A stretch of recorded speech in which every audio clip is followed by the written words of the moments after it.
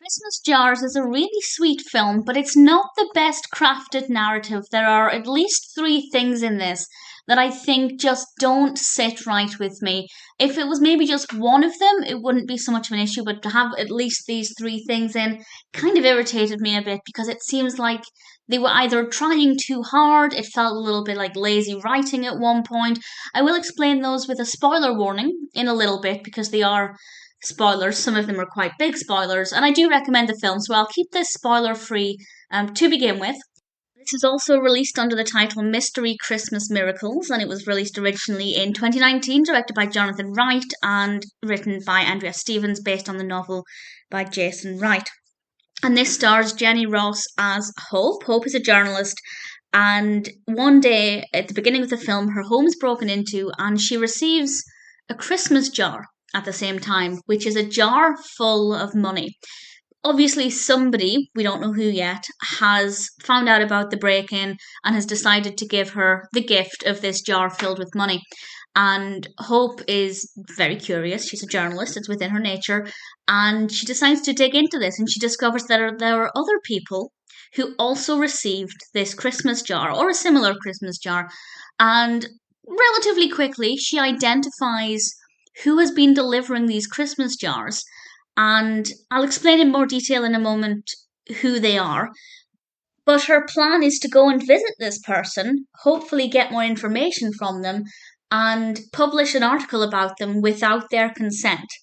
And apparently, she doesn't see a problem with this. There's obviously a reason these people are doing it anonymously, but she thought, no, I'm going to break that anonymity and tell the world about this. And I feel like that's a very selfish thing to do. And this was her idea. It's not like her editor had given her this job and she had to do it reluctantly, as a lot of journalists are given stories they don't particularly want to do. This was her decision. She made the decision at the beginning of the film to find out more so she could expose these people. And that's not a very nice thing because they're obviously doing it anonymously for a reason. So I didn't have a lot of trust in her, but that's not one of the three things that really irritated me. That's actually fair enough, but it doesn't mean she's a very likable person because she was about to do something that's actually very selfish. She was doing it so that she could get a better job, be hired as a full-time writer with the company because that's not currently her position. And I didn't really like her from that point on. I thought she was rather self-centered.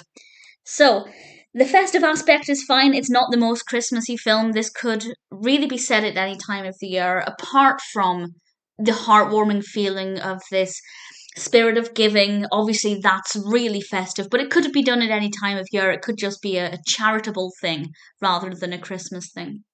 But nevertheless, there's enough Christmas in it for it to be considered a Christmas film, but it's not overflowing with Christmas, unfortunately.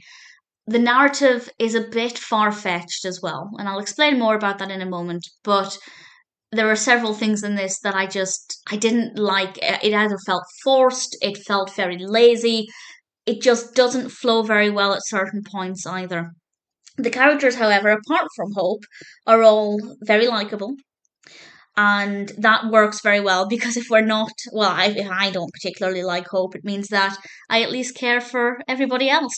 And we have a romantic aspect with Hope and Ian, played by Markian Tarasiuk, and that part of it was absolutely fine as well. Nothing about it that didn't work for me. I feel like it took a bit of a backseat, which is quite interesting because for a Christmas film like this, usually the romance is in the foreground and the mystery or whatever the character's working on takes a backseat.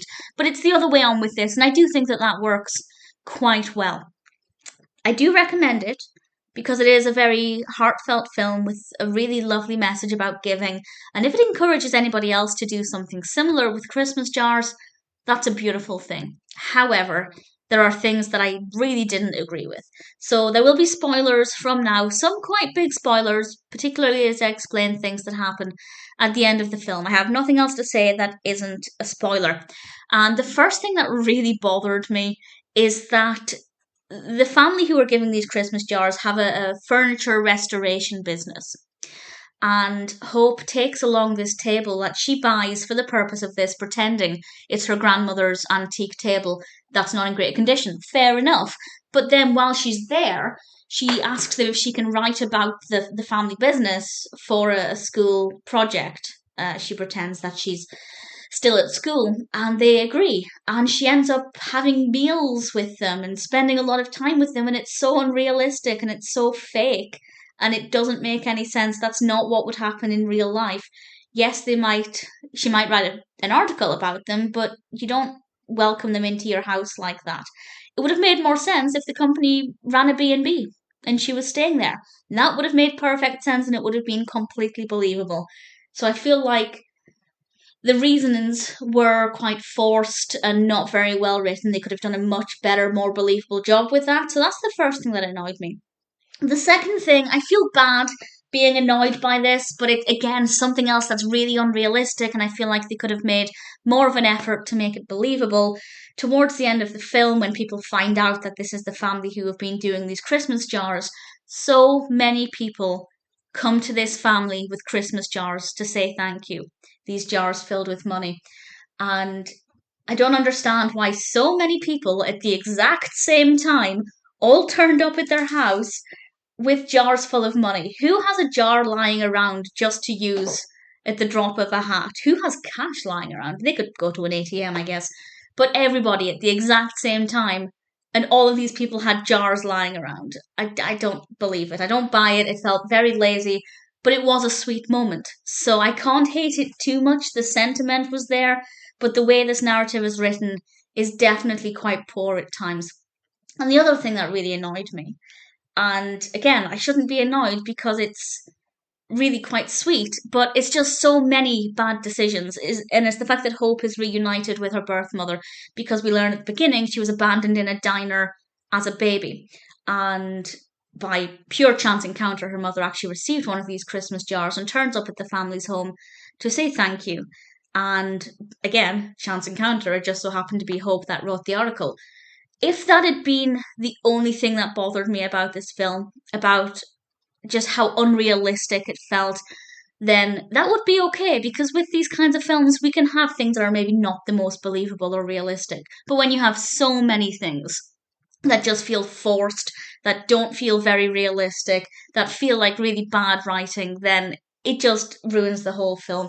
So again, I'm not annoyed that her birth mother turned up, but when you have that on the back of several other things that just feel really poorly written, it means the film is definitely less than perfect. I'd still recommend it, even though I've ruined the ending now. If you haven't seen it, I do recommend it because there are a lot of really positive moments in this.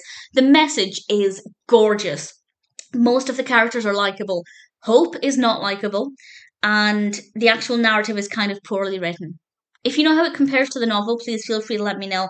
I won't be reading the novel, but if you have any opinions on that, I'd be happy to hear them. It's an okay film, but it's a gorgeous message, so all things considered, I can't complain too much.